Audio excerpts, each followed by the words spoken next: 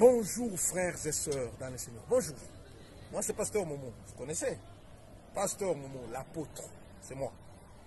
Et je vous parle ici de mon église. Vous voyez l'église ici, c'est ici où je suis né.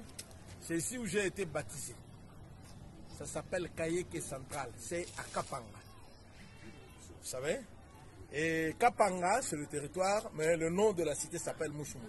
C'est la première mission de l'église méthodiste unie au Congo. Depuis 1910. C'est ici.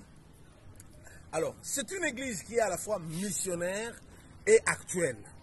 Et moi, je suis de la 3e génération de pasteurs méthodistes. C'est-à-dire, mon grand-père était chrétien, mon père était pasteur, ma mère était pasteur, moi-même je suis pasteur, j'ai une soeur qui est pasteur, j'ai même un frère qui a été aspirant pasteur, mais malheureusement, le monde l'a emporté à autre chose.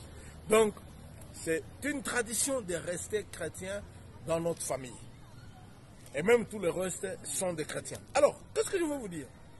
Je veux vous parler de cette église que nos frères américains sont en train d'essayer de corrompre et de pervertir en y introduisant tout ce que Jésus-Christ refuse. Tout ce que la Bible appelle fornication, impureté, impudicité, homosexualité, tout ce qui est péché nommément cité dans la Bible. Les Américains estiment qu'au nom de leur culture, Dieu doit les tolérer. Et moi, en tant que chrétien méthodiste, congolais, africain et surtout ici, Lunda, où on tient beaucoup au respect, je dis non. Et nous disons non. Je ne suis pas seul. Nous sommes très nombreux à le dire. Mais le problème, c'est que nous le disons en privé.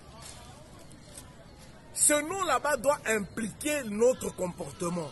Non seulement dire non, mais aussi faire vivre tout le monde autour de soi le non, le refus de l'impureté sexuelle dans l'église. C'est important. Tant que vous n'êtes pas saint, vous ne pouvez pas adorer un Dieu saint. Et la Bible dit, écoute Israël, moi l'Éternel, je suis saint. Et celui qui ne connaît pas la sainteté, il peut parler de l'amour, de la justice, c'est rien. Sans sainteté, il n'y a pas de vie chrétienne. Et donc, décidons-nous à dire non et à nous séparer de ces Américains. Éloignons-le de nous. Nous pouvons vivre sans Américains. Dieu vous bénisse et vous rende fort pour dire non et chasser les Américains. Voilà ce que je vous demande.